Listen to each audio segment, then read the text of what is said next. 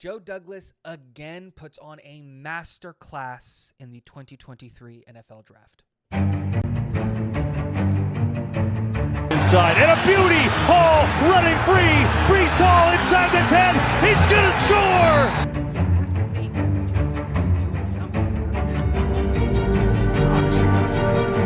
What is going on, guys? Welcome back to Talking Jets with Tigo. My name is Tigo, and today we're going to be talking about a little bit of the information and the access that we got in Flight 2023's Episode 2 of the 2023 NFL Draft, and how Joe Douglas, like I said in the intro, put on a masterclass. And that's the only way to describe what we saw from Joe Douglas in Ascension in Episode 2, because one, I think it re-solidified in my mind the idea that nobody, and I mean nobody, has any idea what Joe Douglas is going to do in the draft. Nobody outside of the front office in the New York Jets building knows what the New York Jets are going to do. Outside of me, I don't know of a single draft person or anything that had Michael Mayer on their board for the Jets. I did, and I had that conversation. Jeremy from Jets Chaos as my witness, and I said this: you have to have a conversation about Michael Mayer because he is that good at the tight end position. I had him as tight end 1. I loved that kid, and I said, while it's not the pick that I would make, you have to have a conversation because you're talking about drafting George Kittle. That's what that guy is. In my opinion, that's his pro comp. That's who he's going to be if everything works out for him. And I said, you have to at least have that conversation. But I didn't have Michael Mayer over Broderick Jones. I didn't have Will McDonald over Broderick Jones. And if we listen to what's being said and the questions and the conversations that are being had in the war room during draft night, the New York Jets had Will McDonald, Michael Mayer, Broderick Jones in that order. And it didn't even seem like Broderick Jones was the biggest target. They were really going to let the board fall to them however they wanted, because Joe Douglas then goes on to say, you know what? And this is, I believe it's an exact quote.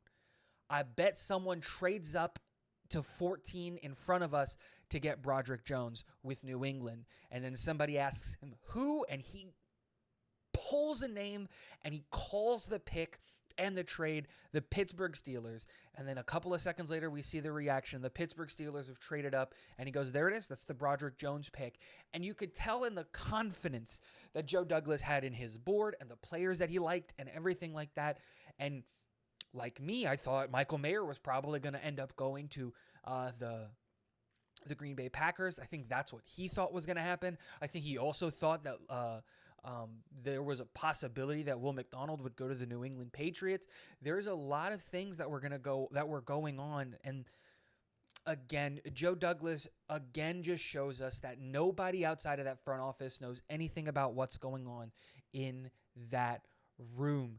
He is a draft guru. And I think the biggest takeaway that I have from this conversation and from this episode is that if I ever see these draft experts and these mock drafts continuously mocking the New York Jets to a specific player or a specific position or anything like that, it is 100% part of the disinformation campaign from the front office. Every single mock draft on the planet had the New York Jets taking one of the top 5 tackles at 13 or even at 15. Nobody had us drafting Will McDonald. Nobody had us drafting Michael Mayer.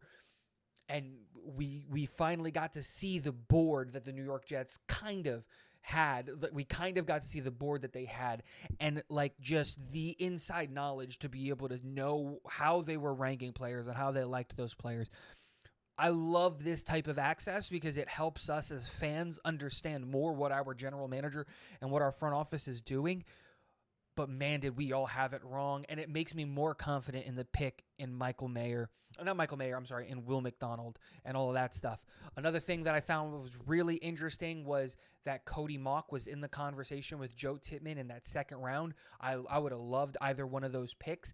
And the fact that they had Joe Tippmann well above John Michael Schmitz, according to all of the things going on there. So A lot of really, really cool, interesting pieces of information coming out from that video. Loved the breakdown there. Let me know what you guys think. Do you think that Joe Douglas has just got the the rest of the NFL wrapped around his finger, kind of doing what he wants so that the board falls to him?